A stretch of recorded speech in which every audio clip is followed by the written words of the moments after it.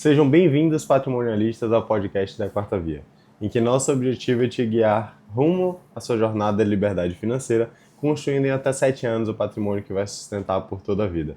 E hoje a gente está aqui para poder falar um pouco mais sobre como que vai ser o nosso 2026, pensando em um passo a passo, né?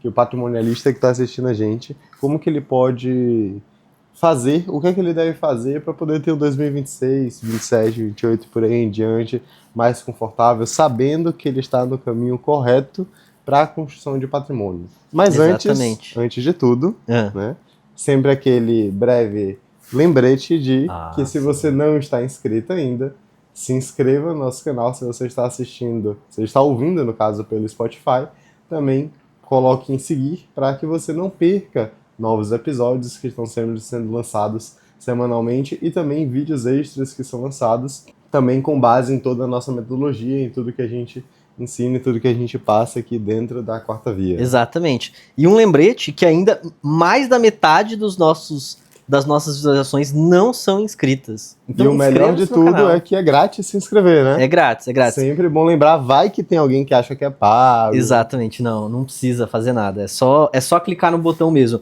E também mandar um salve também para os nossos membros, nossos inscritos que estão nos Estados Unidos. A gente está tendo bastante visualizações direto dos Estados Unidos. É mesmo? Legal, brasileiros que moram lá nos Estados Unidos acompanham a gente. Legal. Em breve também, construção de patrimônio em dólar também aqui lá no podcast dos patrimonialistas. Né? Eu acho que eles já estão sabendo, né, de informações privilegiadas e já começaram a seguir a gente. Novidades em breve, novidades em breve.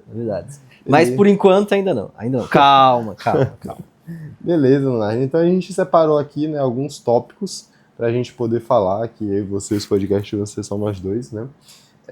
Estamos chegando, né, fim de ano, então esse podcast vai ser lançado ali aproximadamente perto do fim de ano, né?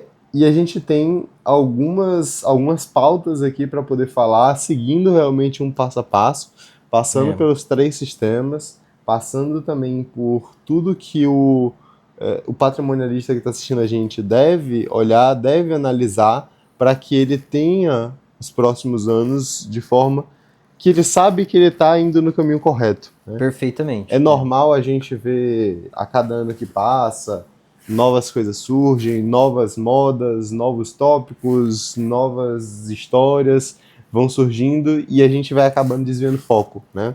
Então, uma hora é criptomoedas, outra hora é ações, outra hora é fundos imobiliários, aí depois vira bet, e aí cada hora existe alguma coisa diferente que desvia completamente o nosso foco, né? Exatamente. Então, a ideia é a pessoa, não entendo nada, não sei como começar, não sei o que eu faço, tô perdido. O que é a situação da maioria dos brasileiros, né? Quando a gente pega em porcentagem de brasileiro que investe, ainda é muito pouco, né, comparado com outros países, né? Estados Unidos ali, praticamente a maior parte da população é investidora. Aqui no Brasil, se eu não me engano, é cerca de 5%, né, do Brasil, 2%, algo assim, do Brasil que é investidor. Então, a maior parte ainda tá perdido, não sabe o que faz. Às vezes fala que investe, mas joga em bet, né? Nem sabe a diferença ali de uma aposta para o investimento. Então a ideia é realmente criar um passo a passo para a pessoa seguir da forma certa, desde o começo. E confia muitas vezes no INSS, né? Pois é. Imagina se a gente tivesse a oportunidade de escutar um passo a passo desde antes da gente começar. Nossa senhora, eu teria evitado muitos quantidade de erros, né, que podem ser evitados por conta disso. Sim, com certeza. Então, primeiro, Leonardo, a gente gostaria de passar, né, muito do nosso viés aqui vai voltado para os 3 sistemas, né? Sim. Sistema de decisão, sistema de estruturação e sistema de multiplicação, né? Então, obviamente, a gente precisa iniciar pelo sistema de decisão. Inclusive, a gente fez um podcast bem legal, né, sobre os princípios, né, 10 princípios da construção patrimonial, são 50 princípios a total. A gente fez um podcast com alguns dos 10 princípios, não necessariamente os mais importantes, mas apenas aqueles que a gente escolheu, né, para poder falar. E aí, começando então pelo sistema de decisão, Leonardo, o que é que o patrimonialista que está ouvindo a gente precisa ter dentro de um sistema de decisão, que, querendo ou não, existe um pouco daquela banalização que as pessoas, quando falam de decisão, acham, não, mindset, isso e aquilo, que não é bem o caso, né? Mas sim você entender como o dinheiro funciona, você entender como manejar o dinheiro, o que fazer com ele, quais as decisões melhores a ser tomadas, né? Que vai desde se um pote de ketchup 500 ml custa R$10 e um de 1 litro custa 15, é melhor você levar de 1 litro. Então vai desde o ponto mais básico de todos até entender sobre valor do dinheiro no tempo, né? Então até entender conceitos e princípios mais profundos, né? Então o que uma pessoa precisa ter bem fundamentada como um princípio de decisão, né, para que ela tome boas decisões? Primeiro, voltando ali na parte de princípios, né? Acho que o primeiro princípio que a pessoa tem que entender é que dinheiro tem valor no tempo, né? Então, R$10 hoje não é R$10 amanhã, e isso as pessoas já estão começando a perceber, né? As pessoas estão começando a perceber que esse dinheiro tem um valor no tempo e que as pessoas têm que começar a criar um patrimônio, né? Aí entra já no segundo princípio mais importante ali, que é a parte de que o dinheiro é uma mercadoria. Então, quando a pessoa percebe que dinheiro tem um valor, né, ela já consegue entender que o dinheiro pode ser uma mercadoria. Pode ser como, por exemplo, um livro. Então, eu posso falar que esse livro vale R$10, mas se eu tentar vender, às vezes eu consigo vender por 12. E às vezes eu consigo comprar pechinchando por 8. Então, mesmo que ele tenha um valor intrínseco por 10, eu consigo pechinchar tanto na compra e na venda. Então eu consigo comprar mais barato e vender mais caro. Se a pessoa consegue entender que com o dinheiro a gente também faz isso, mesmo com uma nota de R$10, se a gente, entre aspas, pechinchar, a gente também consegue, entre aspas, comprar barato e vender caro. O que seria isso, comprar barato e vender caro com o dinheiro? Comprar dinheiro seria tomar crédito. Então, quando você faz um financiamento, por exemplo, você está comprando dinheiro. Então, e vender caro. O que é vender o dinheiro caro? Você fazer um investimento. Quando você investe, você tá vendendo o teu dinheiro para alguém. E a pessoa está comprando de você. Então, se a pessoa entende que o dinheiro tem valor e que esse valor faz o dinheiro ser uma mercadoria, a ponto da pessoa levantar crédito de forma barata, investir de forma cara, ela está ganhando em cima de um dinheiro que nem é dela. Ela está começando a construção de patrimônio. Aí, para fechar essa parte de princípio, o último princípio que ela tem que ter em mente, obrigatório, que não pode deixar passar, princípio 21. Siga pelo quarto caminho. Aí não tem como. Aí, quando a pessoa entende essa parte, siga pelo quarto caminho, que com certeza ela vai iniciar na parte de construção de patrimônio. E isso que você falou, né, da pessoa comprar dinheiro barato, vender dinheiro caro, agora que a gente está internacionalizando bastante as nossas operações, né, fazendo muita coisa lá nos Estados Unidos, que querendo ou não é um país muito melhor estruturado, né, você vê que as pessoas já têm muito esse conceito muito bem fundamentado, né. Exemplo, lá nos Estados Unidos é muito comum ter investidores que são basicamente pessoas que emprestam privados, chamam de private money lenders, né? Que é o cara que empresta dinheiro de forma privada. Ele não é um banco, não é uma pessoa física, mas que ele não quer ter o trabalho de vou investir em imóvel, vou fazer isso, vou construir, vou fazer um leilão, vou fazer alguma coisa. O cara só quer ter a rentabilidade dele, de certa forma, segura, né? E por que eu coloco seguro? Porque se você empresta, por exemplo, uma taxa lá comum, principalmente considerando taxa de juros hoje, 12% ao ano, né, em dólar, é uma taxa muito boa se você for comparar ali com ações, né? Então é uma taxa boa que, querendo ou não, essa pessoa, quando ela faz esse empréstimo privado, ele faz um empréstimo privado no mercado imobiliário. Então ele está recebendo uma rentabilidade, de certa forma, garantida, né? Porque a pessoa que pegou esse empréstimo está pagando para ele e ele tem um imóvel que é usado como lastro. Então ele tem uma rentabilidade muito boa com um imóvel que é usado como lastro. E o que acontece muito, né? Esses private money lenders, eles têm muito contatos. Às vezes, eu sou um cara que faço empréstimos privados, né? Lá nos Estados Unidos isso é legal, né? Não é agiotagem. Lá nos Estados Unidos isso é legal. E eu conheço você. Eu conheço o Lunardi. E Lunardi, ele tem interesse também em investir, né? Fazer investimentos no mercado imobiliário, mas ele não tem tempo para isso, né? Trabalha muito, né? O que é que eu posso falar para você, Lunardi? Faz o seguinte, eu trabalho com isso, né? esse é meu trabalho, eu faço empréstimo de dinheiro, né? E eu posso fazer isso com você, né? Com toda a minha estrutura, toda a minha segurança, tudo que eu já faço, tudo que eu já tenho tempo de experiência, e a gente vai fazer dessa forma, eu te dou 10% ao ano, né? Eu consigo 12, eu te dou 10%. Então o que é que eu fiz aqui? Eu comprei o dinheiro barato de você e eu estou vendendo o dinheiro mais caro para uma outra pessoa que precisa desse dinheiro e que talvez para ela seja barato. Seja barato. Porque se essa pessoa está pegando dinheiro de mim a 12%, com certeza esse cara está fazendo mais que isso. Sim, com certeza. Então o dinheiro vai rodando até chegar num ponto que alguém, teoricamente, não vai conseguir vender o dinheiro mais caro que isso. E aí chega o ponto que não vale a pena pegar esse dinheiro se ele for mais caro do que aquele retorno que você consegue obter. Né? Exato. Então já essa estrutura é uma estrutura que já existe, não é uma estrutura nova. Né? Não é algo que as pessoas a gente inventou, que estão fazendo agora. É uma estrutura que já existe, uma estrutura que muita gente já faz. E você só precisa saber como fazer, né? E também entender muito sobre o dinheiro, porque, por exemplo, isso é algo legal também, quando a gente tem um financiamento, vamos supor que, um empréstimo, e esse empréstimo ele tem um custo de 15% ao ano, e eu consigo um investimento que ele me dá 14% ao ano. Só que, quando a gente para olhar no fluxo de caixa, o fluxo de caixa, tudo bem que isso não é tão comum de acontecer, mas é um exercício legal de se fazer. O fluxo de caixa do dinheiro que entra para mim é maior do que o dinheiro que sai. Então, por mais que meu custo seja maior do que a minha rentabilidade, ainda assim é uma operação que faz sentido fazer, porque o dinheiro que entra para mim paga e ainda sobra o dinheiro que eu tenho que pagar, né? Então, na prática ali, tem que ter também questão temporal, se isso em algum momento finaliza, mas na prática você já consegue, mesmo com uma rentabilidade menor do que o seu custo, você já consegue pagar, né?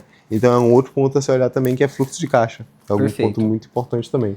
Exatamente. E quando a gente fala aí dos primeiros passos, né?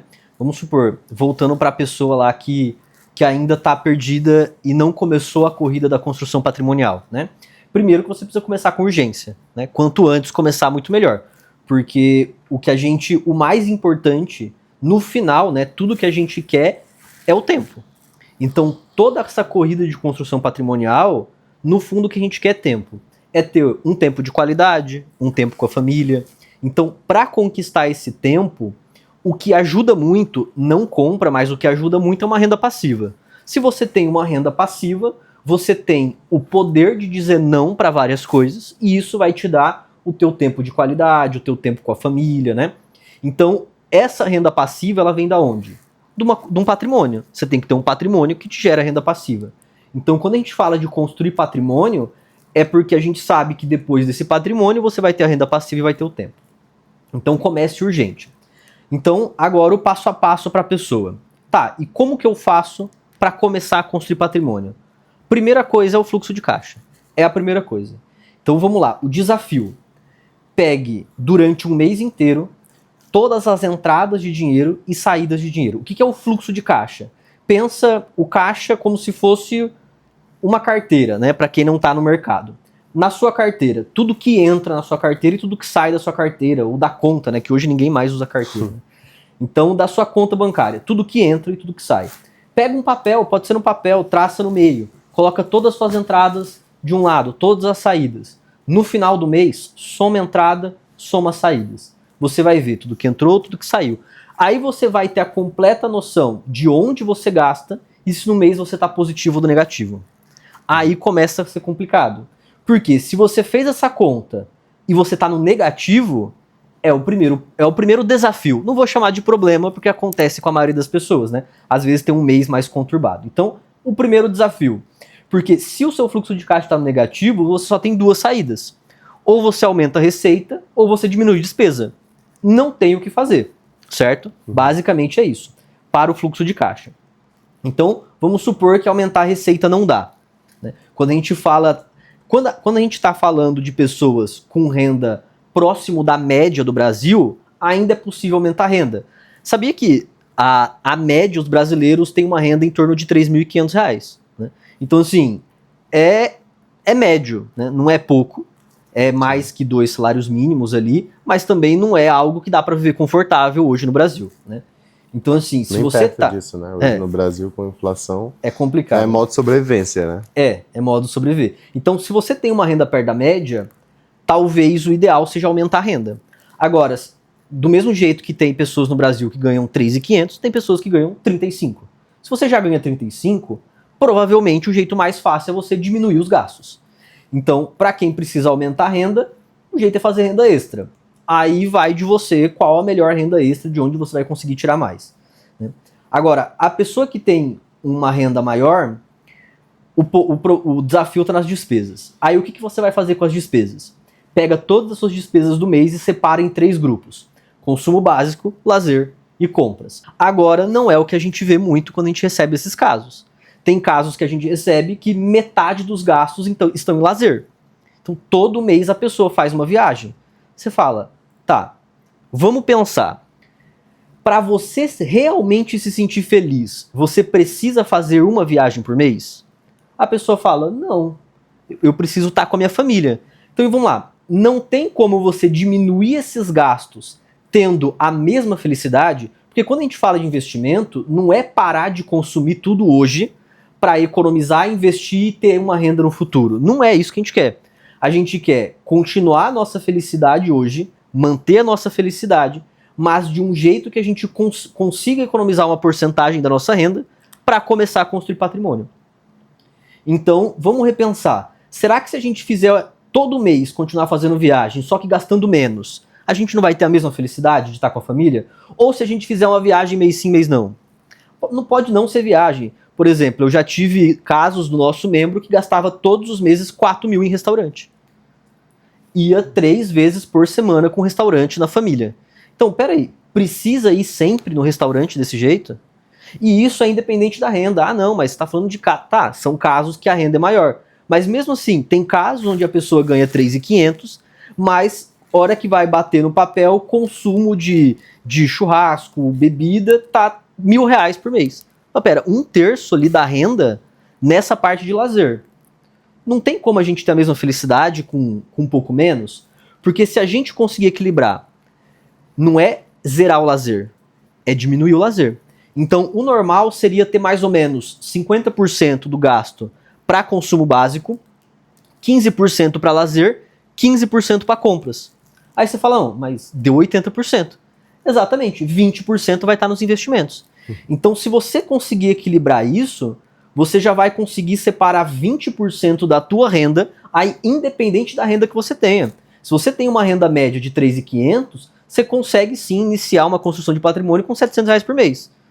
É mais complicado porque é difícil viver ali consumo básico com 50%. Aí o ponto é aumentar a renda. Mas quem tem 35 por mês, tem que ter 7 para investir. 20%, porque dá para viver tranquilo com 50% de consumo básico. 15% de lazer dá tranquilo, é só não exagerar. E 15% de compras. Então dá para você tentar remanejar esses consumos para essas porcentagens e você começar a ligar o seu motor de aporte, né? Agora, lembrando do podcast que a gente teve com o Rodrigo Memória, ele falou do Canva da construção de patrimônio. Então ele falou muito ali do motor de aporte, motor de reserva. Então, para você acionar esses motores, para começar a fazer o plano patrimonial andar, você precisa ter essa porcentagem da renda que vai ser o aporte. E quando você consegue abrir essa porcentagem da renda, é a primeira coisa que você faz. Não é viver um pouco e o que sobrar eu invisto. Não. Conseguir balancear o meu mês e vi que dá para reservar 20% da minha renda, hora que tudo que você recebe, 20% já investe. Esse é o mínimo, né, que você tem que... Se você consegue mirar mais que isso, ótimo, mas perfeito. 20% mínimo. É um mínimo para continuar a construção, né? Às vezes, para iniciar, a gente começa em desafios, né? Vamos começar com 10, passa um tempo 15, até chegar nesse 20. Mas a gente sabe que os 20% ali é um mínimo que dá para conseguir economizar sem diminuir a felicidade, né? Ali entra toda a ideia de Pareto e tudo mais, para a gente começar a colocar o plano patrimonial em movimento, acionando o motor do aporte. Perfeito. E aí você comentou, né, esses gastos de consumo básico, é muito comum a gente ver. Normalmente gastos de consumo básico são muito gastos estruturais, né? Gastos que a pessoa aumenta o padrão de vida ali e acabou, é muito difícil dela voltar. Exemplo, você mora em um apartamento num bairro legal e você quer ir para um bairro melhor. Aí você vai aumentar aluguel, você vai aumentar condomínio, aí você vai aumentar água, você vai aumentar...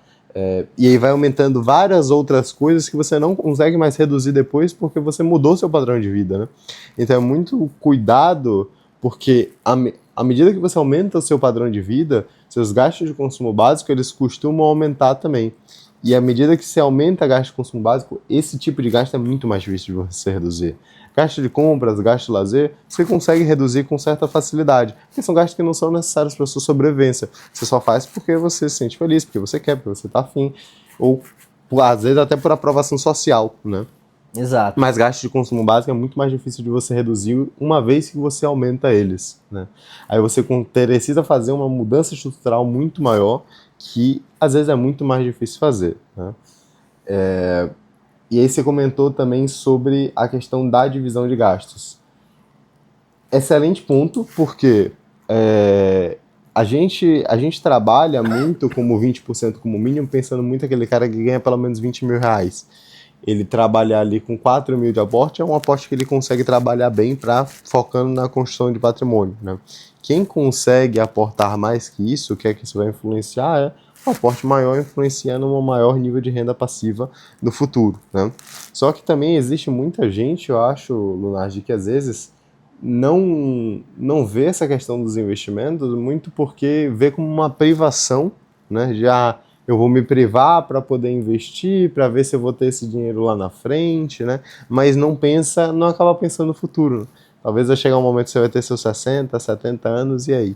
Como é que você vai continuar com sua renda? Vai ser um momento que talvez você que vai querer reduzir, vai ser um momento que você vai ter mais gastos, principalmente na parte de saúde, vai ser um momento que você vai querer talvez aproveitar ali com sua família, né? Vai ter filhos, vai ter netos, talvez, você vai querer sair, aproveitar, viajar com eles, e você não vai ter renda para isso, né? Então não é uma privação, é muito mais também de você entender que é um planejamento para o futuro, né? Porque você depender do INSS, sabe lá Deus. Exato. O que é que vai acontecer com o INSS, enfim, nos próximos anos, né?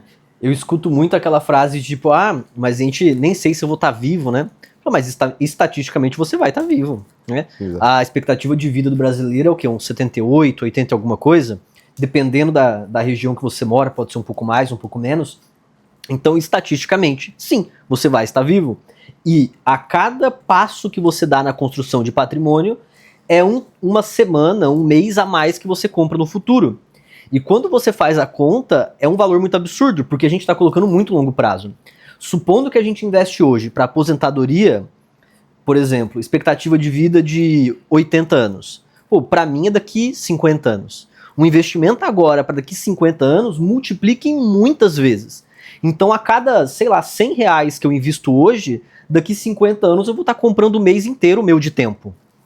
Então, quando a gente coloca muito longo prazo, a construção de patrimônio é muito, muito vertical, né? Sim. Então, assim, vale a pena você se esforçar um pouquinho a mais hoje para ter muito mais tempo no futuro. E voltando ali para a parte da análise de fluxo de caixa, né? Como que a pessoa, o que é que ela tem que fazer ali na prática, que ferramenta talvez ela vai utilizar para poder fazer essa análise? Por quê? É algo que é muito da pessoa, né? Só ela consegue fazer, porque só ela vai ter acesso. Ali existem algumas ferramentas que você consegue, com Open Finance, você consegue cadastrar seu cartão, mas querendo ou não, é algo muito individual, que a gente sempre que está com algum cliente, a gente fala, fulano, a gente vai te ajudar, analisar, entender de onde vem, para onde vai, de onde sai, como sai, mas na prática mudar aquilo ali não é um trabalho nosso. A gente pode auxiliar muito bem, pô, fulano, aloca aqui, aloca ali, mas a gente não pode tirar da mão o cartão da pessoa e falar não vai gastar mais. Né? Então é um trabalho muito individual, né? Sim, sim. E assim, o que é que eu faço? Como é que eu organizo? Como achar melhor? Pega uma planilha, pega todo o seu extrato de banco, extrato de cartão e coloca lá, aluguel. Então vai por categorias, né? Moradia, aí aluguel, condomínio, água, luz, etc, internet, por aí vai. Alimentação, supermercado, restaurante. e vai dividindo por categorias, vai colocando e depois soma cada categoria. Tá, quanto que eu gasto de aluguel? Tal. Quanto que eu gasto de luz? Tanto. Quanto que eu gasto de água? Tanto.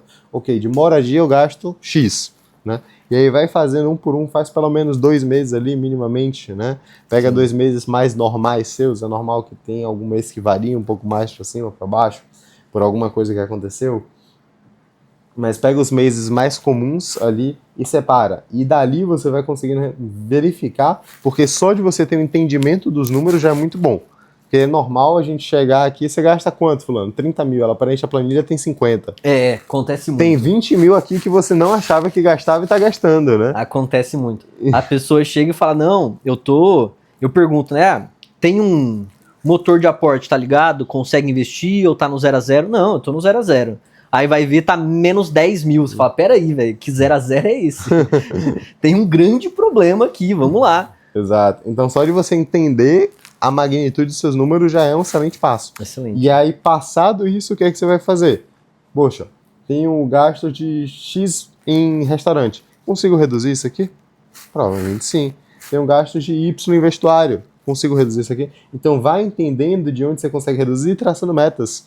Não precisa de um mês para o outro você fazer uma Exatamente. redução drástica e não vai gastar mais. Foca em metas.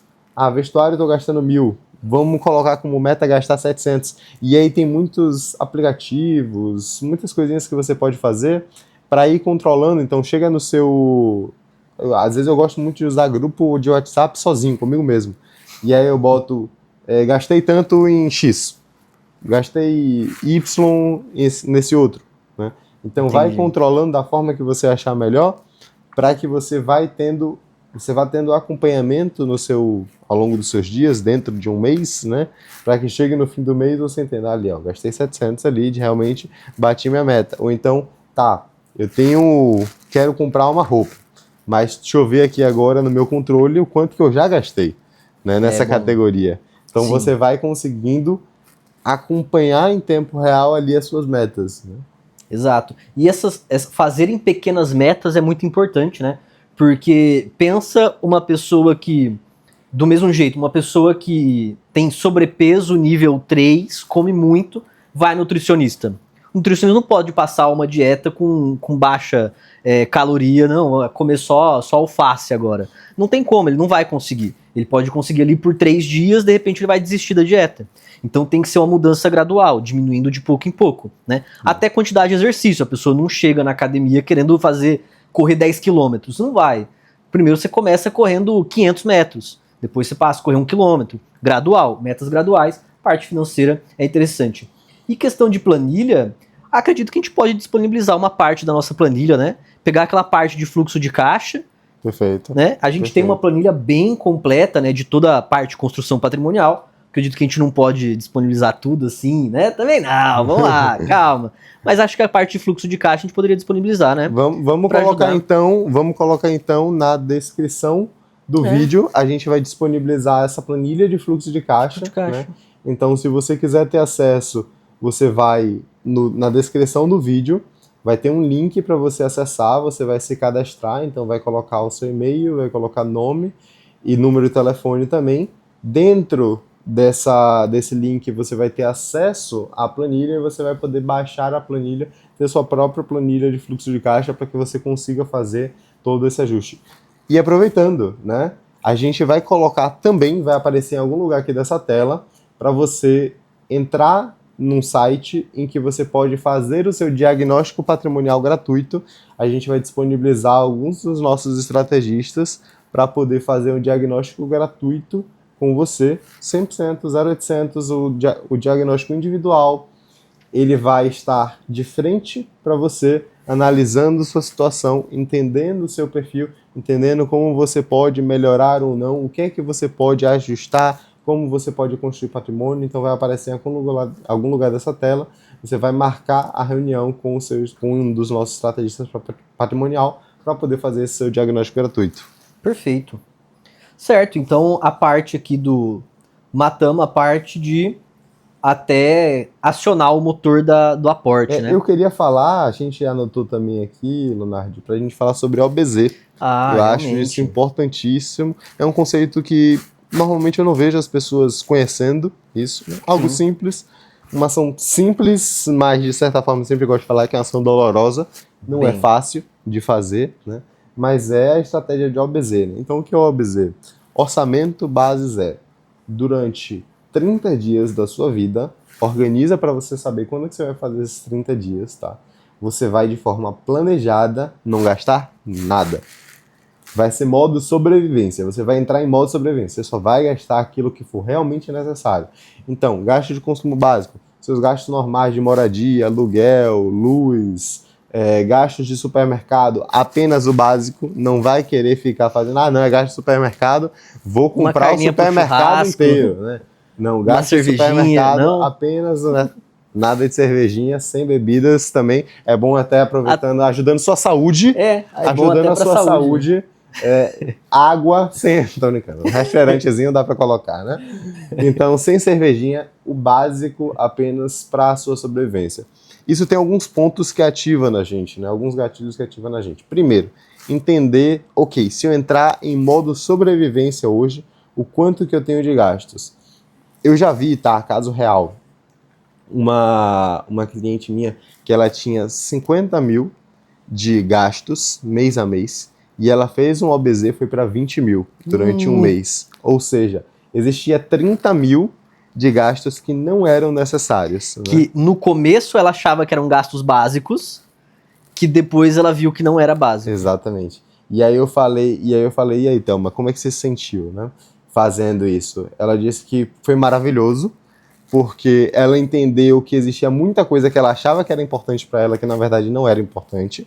Eu perguntei para ela, como é que vai ser para os próximos meses? Ela falou, Daniel, eu não vou mais, eu não vou continuar nesse orçamento base zero, né? Porque senão eu também não vivo, né? Mas eu vou reduzir muito os meus gastos, né? Então ela foi de gastos de 50 mil, hoje ela está na faixa de gastos de 30 a 35 mil. Então ela conseguiu só com uma pequena ação colocar 20 a 15 mil de aporte a mais do que ela já tinha por mês, só entendendo o potencial que ela tinha. E algumas coisas ativou nela. Primeiro, entendimento de quanto que ela precisa. Segundo ponto, para isso você já consegue calcular também sua reserva, né? Porque se você perde total renda, você entra em modo sobrevivência hoje. Quanto tempo você consegue sobreviver com a reserva que você já tem? Você consegue entender se está baixo, se está alto. Terceiro ponto, é muito ponto cognitivo também, é você saber se controlar. Quer comprar uma roupa? Ótimo, não vai comprar. Deixa para o próximo mês, deixa para depois. Entende se realmente você precisa. É um desejo seu ou é uma necessidade? Você realmente precisa ou você só quer, né, fazer isso? Então entra muito também a parte psicológica de você conseguir se controlar, né? Você entender, pensar duas vezes. É muito normal ter gastos por impulsão, né? Principalmente aqueles gastos que são de 100 a 500 reais, são muitos gastos de impulsão. Por quê? É só 100 reais, é só 200 reais, é só 180. Não vai ter diferença nenhuma, é pouca coisa. Quando você vai somando 100, 100, 100, 100, 100, quando você vê que você gastou 5 mil reais no mês com coisas que você definitivamente não precisava. Perfeito. E esses 5 mil é uma quantidade muito boa para a construção patrimonial. É uma quantidade que você consegue fazer essa parte de corrida da construção patrimonial de forma muito saudável, né? Já é um valor muito bom. Exato. E a pessoa gasta sem perceber. Exatamente, exatamente. Beleza. Muito bom, muito bom. Vamos passar então para... a gente falou aqui, né? A gente tinha separado também, falar do Motoru, né? Então, separar a porcentagem da renda para investir, a gente já falou sobre isso, né? Então, 20% a gente entende como um valor mínimo para você fazer, não precisa ser de hoje para amanhã você vai ter 20% da sua renda, porque tem gente que não consegue, né? Sim. É um processo gradual, muitas vezes. Tem outro caso também que foi o Gustavo, né? Gustavo, ele não tinha reserva, ele tinha muitas dívidas, só que ele também não terminava no negativo. Todo mês ele terminava no 0 a 0. Sobrava muito pouco ou quase nada. Então ele não tinha reserva, não tinha renda. Hoje o Gustavo está com mais ou menos 120 mil de reserva e ele tem um aporte de mais ou menos 5 a 10 mil. Ele tinha algumas dívidas também, então a primeira coisa que a gente fez com ele, né? A gente pegou, Gustavo, vamos fazer o seguinte, a gente vai renegociar todas as suas dívidas. Ele tinha, eu acho que ele recebe de renda, ele tem em torno de 40, 50 mil. E ele tinha um valor bom em parcelas de dívidas, algo em torno de 10 mil. A gente falou, Gustavo, a gente vai renegociar isso aqui. Primeiro, o que é que a gente fez, né? A gente buscou a renegociação, parou de pagar durante um tempo, ficou 3 meses sem pagar. Eu falei, Gustavo, esse mês aqui concentra 100% na sua construção de reserva, tá? Aproveita que a gente está renegociando, que a gente não está pagando essa parcela durante esse tempo e foca 100% na construção de reserva. Porque aqui você já vai ter 30 mil a mais se a gente fizer isso por 3 meses, né? Então a gente conseguiu, renegociamos a dívida, a gente aumentou a parcela dele, aumentou o prazo e reduziu parcela. As dívidas foram de 10 mil de parcela para 6 mil. Gustavo, aqui a gente já tem 4 mil a mais todo mês. A gente vai precisar também de o seu comprometimento dentro do seu fluxo de caixa para reduzir despesas. E foi só com essas pequenas ações que o Gustavo hoje já tem 120 mil e hoje ele já tem aporte para poder fazer. Hoje o Gustavo já está num processo mais de construção de patrimônio, né? Perfeito. Então é você entender também o seu perfil de gastos e entender, tá, qual é que é mais fácil. Aqui às vezes começa pelo mais fácil, o que é mais fácil de eu cortar, onde que é mais fácil de eu poder me reorganizar aqui, né? Sim, sim. Então, o primeiro passo, voltando lá para a pessoa que está perdida no zero e quer se tornar o patrimonialista. Primeiro passo, analisa o fluxo de caixa. Trabalhou o fluxo de caixa, conseguiu fazer todos os passos que a gente falou, conseguiu separar 20% da renda para o motor de aporte, para investir. Primeira coisa que ela tem que fazer para investir, construir uma reserva. Perfeito? Muita gente chama de reserva de emergência, aqui a gente chama de reserva de valor. Reserva de valor, como também o Rodrigo Memória comentou lá nos motores do podcast, né? Se não me engano, foi o podcast 4 ou 3, alguma coisa assim, depois volta lá. A reserva de valor, ela tem dentro dela a reserva de emergência, mas ela também tem uma gordura a mais para caso a gente queira aproveitar alguma oportunidade. Então, falando de reserva, na definição, a reserva ela tem que ser investida em renda fixa com liquidez diária que renda ao menos 100% do CDI. Então, tem que ter essas 3 características a reserva. Então, poupança pode ser?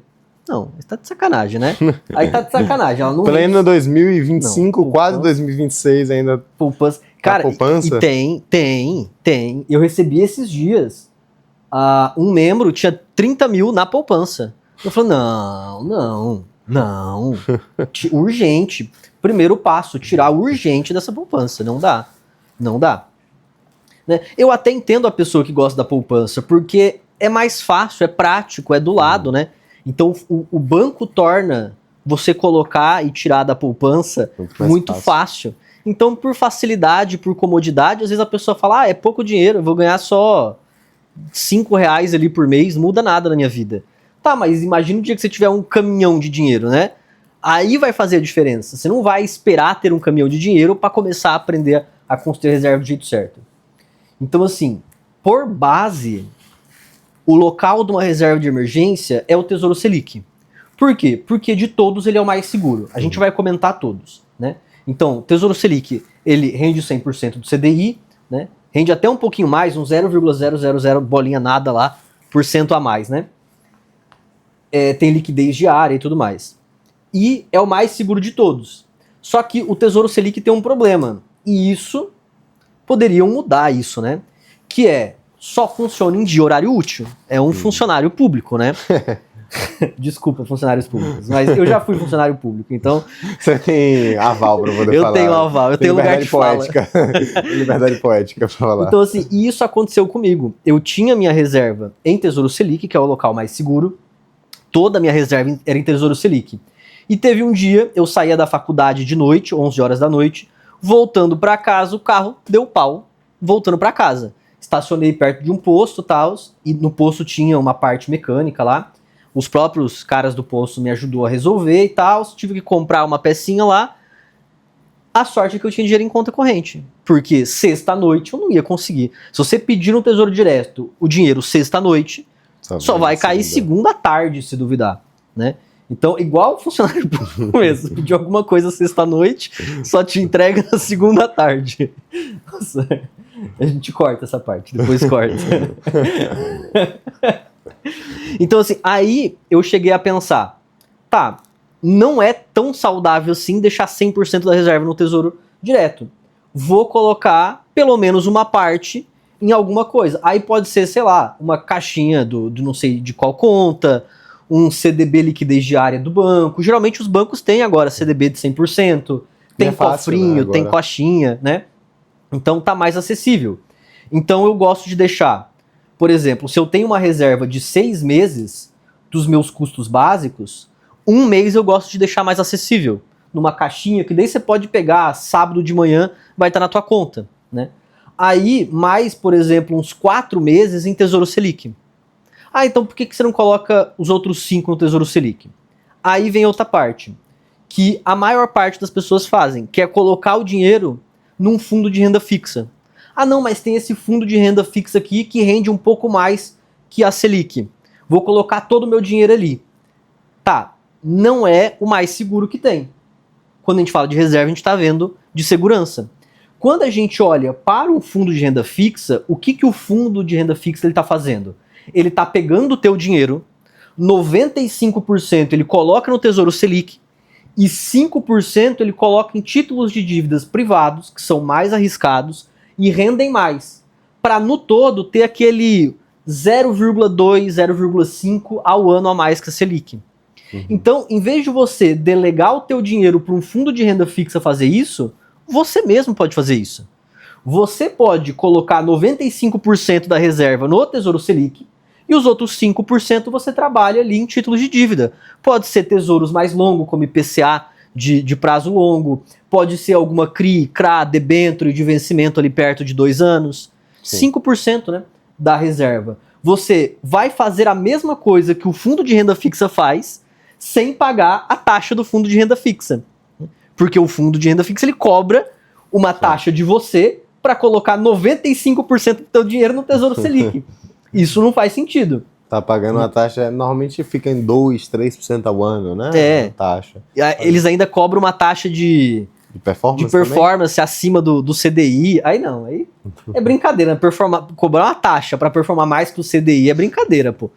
Né? Exatamente. E aí vem um ponto que aconteceu, nem foi tão recente, mas deixou muita gente com medo.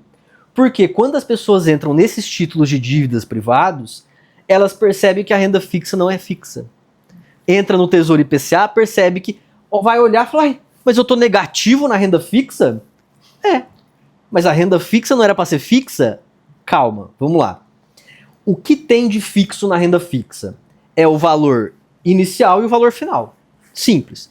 Você comprar um título de 1 ano na renda fixa significa que você sabe o valor que você está comprando agora e o valor que você está tirando no final de 1 ano, certo? O caminho, o preço daquele título no meio varia. Então é quase uma renda variável. Exemplo, é como se fosse um contrato da gente comprar e vender esse caderno. Então eu falo, ó, esse caderno hoje vale 10 e no futuro ele vai valer 15. Agora, no meio do caminho, você pode chegar para alguém e a pessoa falar, não, eu só pago 9 no caderno. Tá, mas eu vou ter prejuízo? É. Na renda fixa? Exatamente. E isso aconteceu com o cofrinho da Nubank, uma época atrás. Porque o que o cofrinho do Nubank fazia? Pegava 95%, colocava em Tesouro Selic, os outros 5%, adivinha onde eles colocaram? Em um monte de debênture das lojas americanas. As lojas americanas entraram em recuperação judicial, as debêntures caíram 50%, quando 5% do teu patrimônio cai 50%, você tem do todo um deságio de 2%. Então o cofrinho do Nubank ficou negativo por um período. As pessoas surtaram, né? Teve vários vídeos, mas por quê? Porque assim, um fundo de renda fixa também pode acontecer isso. Momentaneamente ele pode ter uma queda, e vários fundos de renda fixa, quando você pega o histórico, tem essa queda. Então, se você utilizar essa estratégia de colocar uma parte do capital em títulos mais longos, em títulos privados mais longos, saiba que pode ter essa queda forte nessa pequena porcentagem, mas que no todo vai ser uma queda de 1, 2%, né? Legal. Então, muito bom. Independente de onde você deixa a tua reserva, saiba o que pode acontecer com a sua reserva, né? Então, fizemos um passo a passo do que a pessoa deve fazer pensando em fluxo de caixa. Agora a pessoa conseguiu fazer o aporte todo mês, né? Então, resumindo, onde que ela deve colocar? focar ali em Tesouro Selic, maior parte, né? Não deixar tudo ali, porque senão a gente vai ter uma dificuldade se em algum momento a gente precisar fazer resgate. Então, funciona muito bem em CDB de liquidez diária, né? Particularmente é o que eu mais gosto, né? O meu, particularmente, fica tudo em CDB de liquidez diária, né? Só porque é mais fácil, né? Poupança de jeito nenhum. Não, né? poupança é A gente complicado. pode diversificar uma pequena parte do nosso patrimônio em alguns títulos de crédito privado ou títulos de renda fixa mais longo, como uma NTNB, um título pré-fixado também, título público pré-fixado, né? Tentar Sim. conseguir uma rentabilidade um pouco maior. Lembrando que pode haver variação a mercado ali, né? Exatamente. Que é o que a gente chama de marcação a mercado. Tanto para baixo como para cima, né? Exatamente. Então, por exemplo, recentemente a gente estava fazendo bastante, né? Até hoje tá, de certa forma, bom para fazer isso. Compra títulos de NTNB 2050, 2055, 2060, porque aí tem um ponto. Quanto maior o vencimento do título, mais ele oscila em relação à marcação a mercado. Então, se você pega um título que vai vencer daqui a 2 anos, não existe muita marcação a mercado, não existe muita variação no título, porque ele está muito próximo do vencimento e no vencimento você vai ter o valor que foi acordado, né? Porém, quando você pega títulos muito longos, títulos de 2040, 50, 60, é normal você ver variações muito maiores para um mesmo nível de mudança de taxa de juros, porque está muito mais longe, né, daquele título ter o vencimento. Então, durante o caminho de uma renda fixa, se você olhar visão geral de longo prazo, você vai ver uma linha reta. Se você olhar der focos em alguns pontos específicos, você vai ver variações. Muitas vezes pode ser variações altas, inclusive. Sim, né? inclusive esse tesouro que você falou, né? Quem chama de NTNB é old school, né? Estudou com os livros antigos. O Tesouro IPCA 2050, ele chegou a ter uma rentabilidade de 10% em um mês. Aí você fala, pera, mas como? Se tá rendendo IPCA mais 6, o IPCA é 4, então teria que ser 10% no ano? Tá, mas é essa marcação a mercado no meio do caminho, né? O como esse título se precifica no meio do caminho. Então, tendo uma pequena porcentagem ali, você consegue aumentar a rentabilidade total da reserva, né? Óbvio que pode ter uma deslocada para baixo, mas sabendo entrar nos momentos certos, você consegue elevar a rentabilidade da sua reserva de 15% para 18%, 20%. E é assim que você tem uma rentabilidade de renda variável dentro da renda fixa. Perfeito, perfeito. Fiz isso bastante quando aconteceu lá em 2020, 2021. A taxa de juros futuro também, aqui já é papo mais técnico, né? Mas a taxa de juros futuro subiu muito. Eu comprei alguns títulos mais longos de NTNB, né? Do PCA+, naquela época, e depois quando reduziu ali para 22, 23, em um ano cheguei a fazer 25, 30% em um ano usando renda fixa. Usando renda fixa. E é um segredo que pouca gente sabe, hein? Exato. A gente podia fazer um podcast só falando de marcação a mercado. Legal. Eu vejo muita gente falando que vai ensinar isso gratuito no YouTube, faz a live e no final fala, não, tem que comprar o curso para eu ensinar essa parte. E sendo que é algo básico, Algo é o simples. tesouro, é o investimento mais seguro que tem ali no país, né? Exatamente. Então, a gente vamos fazer, vamos anotar, a gente vai fazer um podcast Fechado. só falando Combinado. de marcação a mercado. Combinado. Então, passamos por análise de fluxo de caixa, entender e categorizar seus gastos, OBZ, motor 1 de aporte mensal, motor 2 agora, reserva de valor, quanto criar reserva, né? Então a gente falou em torno de 6 meses seus custos fixos, minimamente isso, né? Pensando em reserva de emergência, reserva de oportunidade também, a gente, obviamente, aí o céu é o limite, né? Pensando em aproveitar oportunidades de investimento, estratégias de alocação de capital, onde alocar, então a gente pode, maior parte, liquidez diária, não existe necessidade de você, e é muito comum a gente ver pessoas com capital extremamente travado, né? 90, teve uma pessoa mesmo, um cliente nosso, né, Carlos, ele chegou com um capital de 5 milhões. 5 milhões em plataformas, ia falar o nome, mas em algumas plataformas famosas, né, de investimento, ele tinha 5 milhões.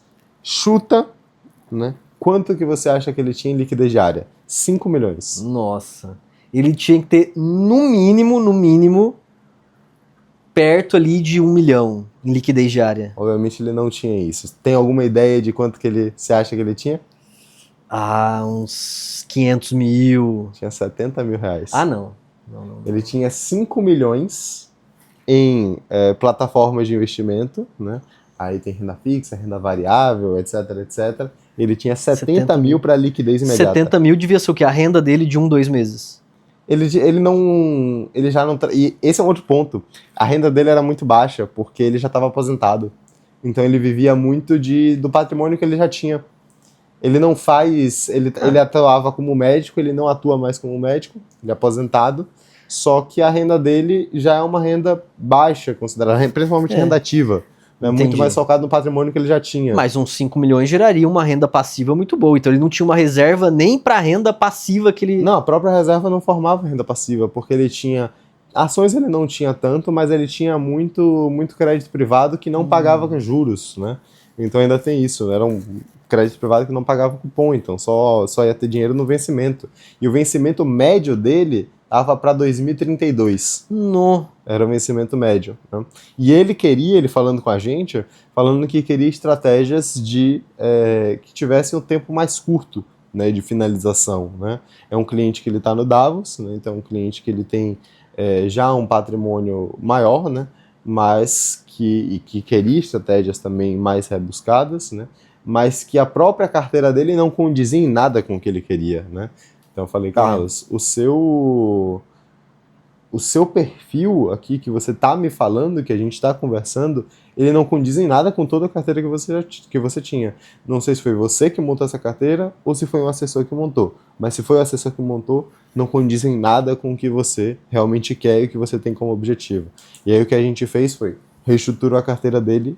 Estamos reestruturando, né? Porque é um cliente até novo.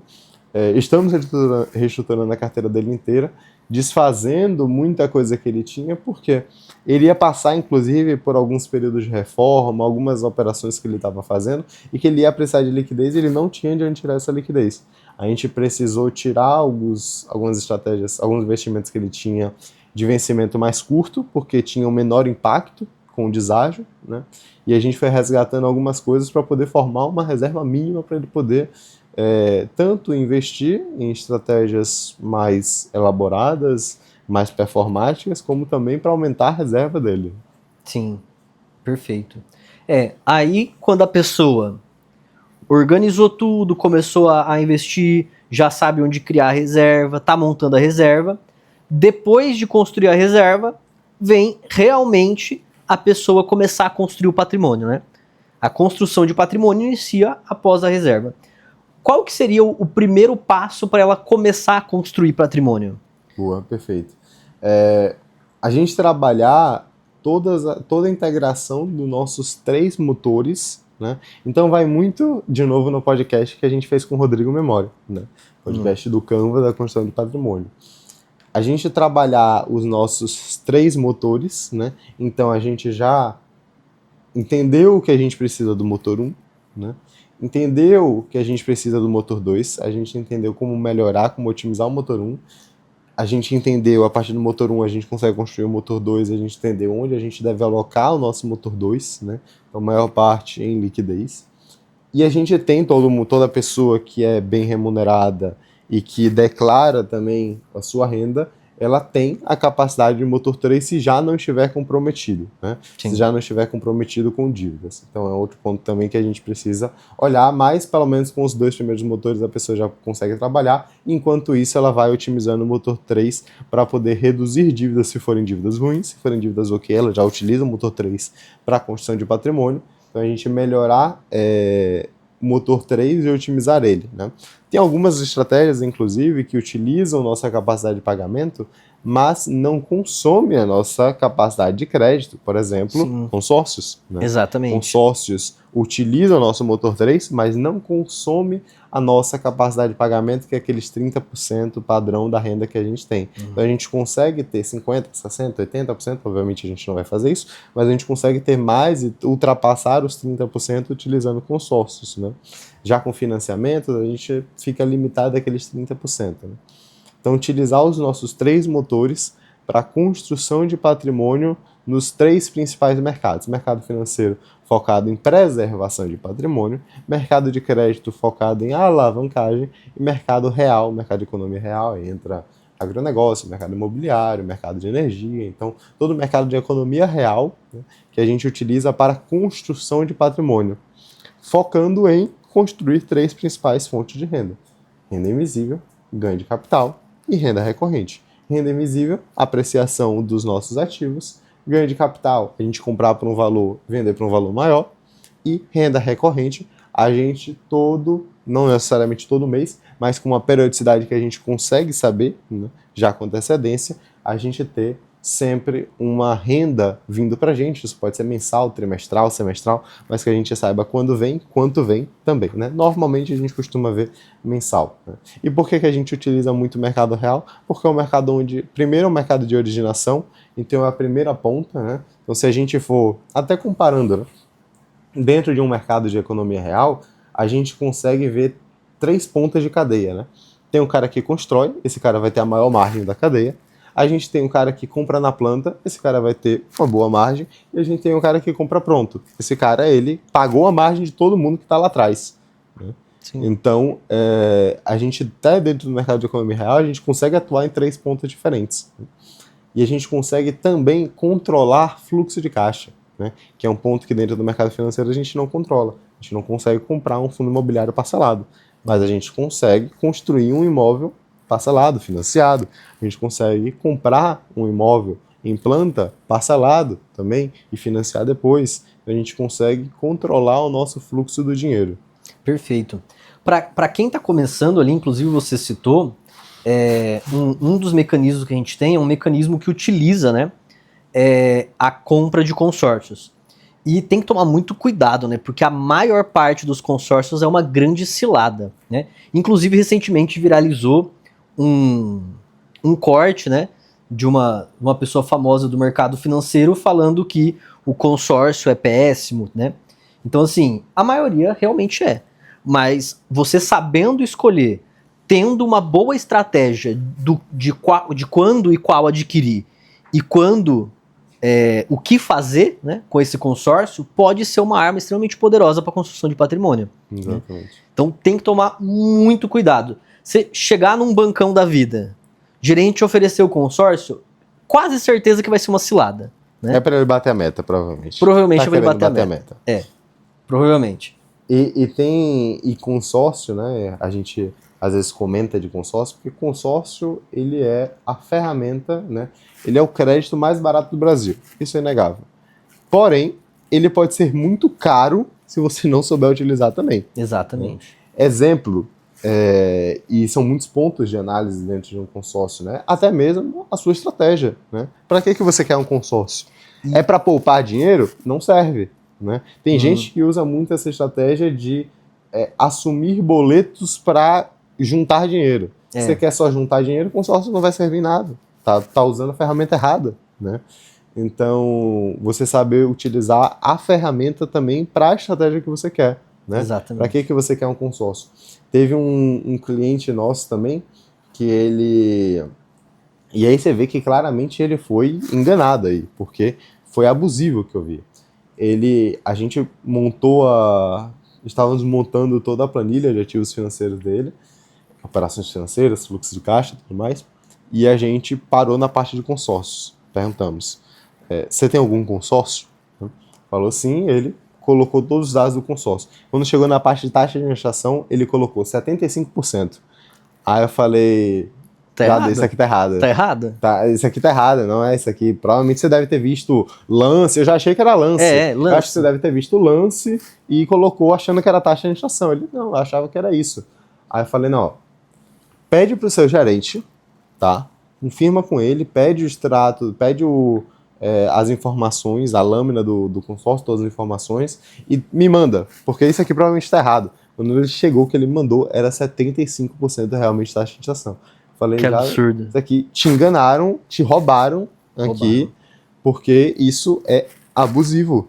Abusivo que fizeram com você, né? Ele não sabia, ele não fazia ideia de como funcionava um consórcio, não é a obrigação dele fazer, não é o ramo dele. O que é que ele imagina existe um gerente que está me acompanhando, que minimamente entende sobre isso, então a gente vai confiar nele, né? E a pessoa roubou ele, porque o quanto que esse cara deve ter ganhado de rebate nesse consórcio de comissão deve ter sido algo nunca visto. Comprou um carro com o dinheiro dele, né? Pois é. E assim, muita gente que a gente pega, né, os nossos membros, eles entram em consórcios por ser algo que todo mundo fala, todo mundo faz, mas eles nem sabem como que funciona um consórcio, né? Inclusive, a gente vai criar um podcast também só falando de consórcios, quais as ciladas, evitar as ciladas e tudo mais. E quando eu pergunto, sempre que eu vejo, membro chegou para mim, eu vejo que ele tem consórcio, eu sempre pergunto, por que você fez esse consórcio? A maior parte da resposta é, ajudar o gerente. Não sei. O gerente falou. O gerente mandou. A maior parte, tipo, não sei, não tem nenhum motivo, não. O gerente ofereceu lá, eu topei. Como assim? Não é assim. Para você iniciar a construção de patrimônio, você tem que ter uma estratégia do que fazer. Se você não sabe o que você vai fazer com consórcio, não entra. A gente só entra em consórcio sabendo exatamente quando a gente vai entrar, quais as características que tem que ter para a gente entrar e o que a gente vai fazer com ele. Senão não faz sentido entrar, deixa na reserva, que rende 15% ao ano. Exatamente. Né? Então, se você não tem nenhuma estratégia, deixa na reserva. Mas, assim, pode ser uma grande aliada na construção de patrimônio, sim. Tá? Cuidado com as pessoas que generalizam. É difícil encontrar os bons, é difícil encontrar, mas existe. Exatamente. Então, resumo, né, de tudo que a gente conversou. Depois eu queria também falar sobre um caso de um cliente que foi muito emblemático, né? Uma cliente que ela chegou, foi em 2024, ela chegou em julho de 2024, e aí depois compartilhar um pouco a história dela, foi uma história bem legal, e foi um caso muito bom também, um caso de um cliente que mudou completamente a situação financeira, né? Mas vamos resumir então tudo que a gente falou, traçar em passo a passo, né? Primeiro passo, sistema de decisão, né? Entender, então, volta para o podcast dos princípios de construção patrimonial, assiste o podcast, né? Segundo passo, né? Análise de fluxo de caixa. Então, separar tudo que entrou, tudo que saiu, fazer uma conta de somar, ver quanto que vai dar, né? Depois disso, terceiro passo, análise das despesas, né? Então, entende suas despesas, entende para onde seu dinheiro está indo, quanto está indo, entende onde você consegue otimizar, faz uma análise completa de o que é que você está gastando, com o que é que você está gastando. Quarto passo, né? Faz o OBZ, orçamento base zero, né? Então pega pega a sua renda, só destina para aquilo que é ultra necessário durante 30 dias. Faz um acordo com seu filho, sua família, sua esposa, quem mora com você. Tem que ser algo, não adianta nada, por exemplo, um casal, o marido faz, a esposa não. A esposa faz, o marido não. Foi embora completamente o nosso objetivo, né? Então tem que ser um acordo do casal, né? Espera-se que o casal tenha os mesmos objetivos.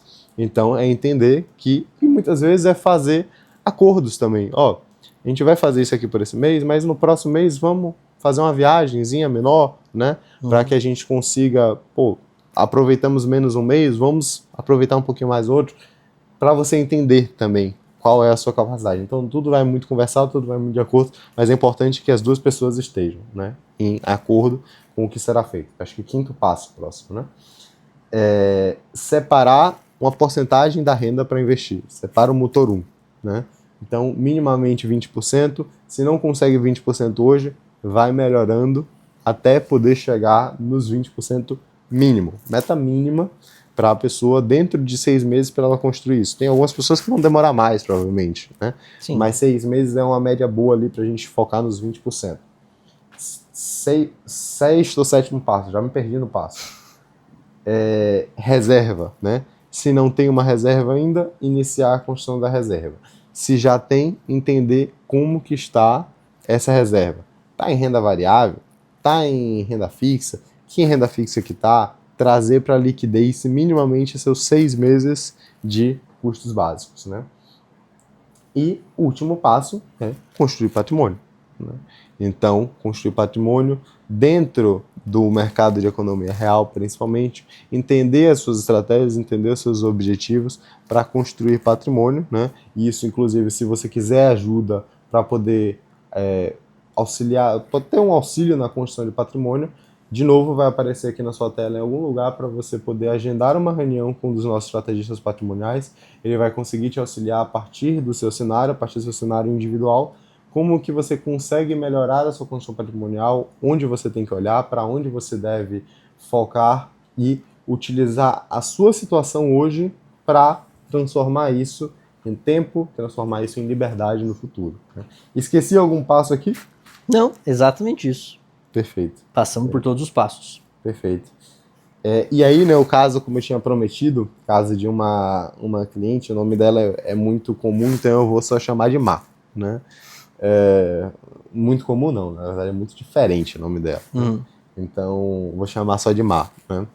Má, ela entrou em junho, julho de 2024, ela tinha um valor grande em dívidas, eu não vou lembrar agora, mas acho que beirava os R$500 mil em dívidas. Muitas dívidas que ela herdou, né? Dívidas que ela herdou do ex-marido, dívidas que ela herdou de negócios que não sucederam, né? Não foram bem. E ela teve algumas dívidas, né? A gente começou isso afetou completamente o aporte dela. Ela ficou durante muito tempo com aportes negativos de 15, 20 mil reais, né? Muito por parcelas que ela tinha que pagar, coisas que ela tinha que pagar. A gente fez um tratamento de choque maior, onde a gente teve que realmente se desfazer de alguns ativos para poder vender, né? Se desfazer dos ativos vendendo para poder repagar algumas dívidas caras que a gente tinha. Outras dívidas a gente conseguiu apenas fazer renegociação, né? A gente fez algumas renegociações para que a gente parasse de pagar durante um tempo, e outra parte a gente também conseguisse aumentar prazo, ou então ajustar algum ponto, talvez taxa de juros, parcela, ajustar alguma coisa na dívida. Essa cliente hoje, né, ela tem de aporte em torno de 20 mil hoje. É uma pessoa que ganhava muito bem, então para ela não era difícil de guardar, ela só tinha muito comprometimento de dívidas por conta do que aconteceu. Hoje ela guarda em torno de 20 mil por mês, ela já tem mais de 300 mil em reserva, né? Também já iniciou o processo de construção de patrimônio com algumas estratégias, né? E recentemente ela foi para o Davos, né? Então ela já estava no programa de acompanhamento do Faros, ela passou por todo esse período de reestruturação financeira durante um ano, ela gostou muito, né? Surgiu muito efeito para ela, e aí ela decidiu que estava na hora de dar um passo maior e ir para o Davos, procurar estratégias de construção patrimonial mais rebuscadas, mais performáticas também, muitas vezes, né? Então foi uma pessoa que chegou endividada e hoje está na parte mais, está construindo patrimônio, né? E não só construindo patrimônio, mas fazendo coisas muito mais elaboradas, como incorporação, leilão, usinas solares, agora dentro do Davos. Então foi uma pessoa que teve um caminho que ela passou, foi do negativo para a construção de patrimônio. Então ela nem saiu do zero, ela saiu do negativo, do menos um, né? Para poder construir patrimônio. Isso mostra que é possível, né? E é possível independente da renda, né? Óbvio que quando a pessoa tem mais renda fica mais fácil. A gente não está falando do que é fácil fazer, mas é possível. Exatamente. Perfeito. Então, Lunardi, dicas finais para quem quer construir patrimônio em 2026, o que é que você dá como dica, o que é que essa pessoa tem que focar, o que é que essa pessoa tem que olhar para que ela consiga saber que ela está indo no caminho correto a partir de 2026. Perfeito. 2 dicas básicas aqui, né? A segunda dica é esse podcast inteiro, que a gente deu o passo a passo para ela fazer. A primeira dica, agora só falta a vontade. Realmente, inclusive, utiliza essa magia de virada de ano para isso, né? Porque sempre quando vira o ano, começa aquelas promessas, já não, agora eu vou emagrecer, agora eu vou me tornar mais saudável, vou começar a fazer exercício, vou comer desse jeito, vou parar de fazer tal coisa que não é bom. Então, coloca aí nas suas metas de começo do ano, vou organizar minhas finanças, porque agora realmente só falta vontade. Tendo vontade, tendo um passo a passo em mão do que fazer, vai demorar? Pode demorar. Vai dar certo. Não é questão de se vai dar certo, é questão de quando. Então pode levar um bom tempo, mas vai dar certo essa organização financeira. Consistência e vontade, a pessoa vai conseguir. E aí eu coloquei uma dica também, né? Que um pouco diferente do que a gente comentou, mas não siga modas, né? Vai surgir uma nova estratégia do ano, vai surgir o melhor investimento do mundo, vão surgir coisas ao longo de 2026, 2027 a mesma coisa, vai mudando apenas a moda, né? Mas modas vão surgindo. Né? Eu lembro que um tempo atrás só falava de figurinha colorida de macaco, e agora só fala de e não sei o que quântico. Então, assim, vai começar a surgir, não, investe aqui, não sei o que, no computador quântico. Cuidado, né? Só cuidado. Então, modas vão surgir, modas vão continuar aparecendo, vai continuar sendo algo muito sexy. Então, poxa, investimento em inteligência artificial, como você falou, e aí depois vai começar quântico, agora já se fala de computador quântico, aí com certeza vai ter alguma empresa que constrói computadores quânticos, então sempre vai ter modas surgindo o tempo todo, essa é a única certeza que a gente tem. E a outra certeza que a gente tem é que os mercados milenários eles sempre vão continuar existindo à medida que a humanidade continua existindo. Enquanto todo mundo não virar robô, mercados milenários sempre vão existir. Com certeza. Perfeito. Fechamos. Então, fechamos o podcast de hoje, né? Relembrando de novo, se você assistiu até aqui e ainda não se inscreva, deixa o like também. Se você está ouvindo pelo Spotify, também avalie esse podcast e também coloque para seguir a gente para que você consiga sempre estar acompanhando novos episódios, novos vídeos que forem surgindo. Perfeito. Né? Se você gostou, deixa o like e se não gostou, deixa o dislike. Porque o dislike também dá engajamento. O importante é participar. O importante é participar. Não, é que o dislike também dá engajamento. Não gostou? Deixa nos comentários, xinga a gente, fala que não gostou. Não tem problema nenhum, vai dar engajamento do mesmo jeito. E se você tiver alguma dúvida, alguma sugestão também de próximo episódio, pode colocar também nos comentários. Perfeito. Maravilha. Obrigado e até o próximo episódio.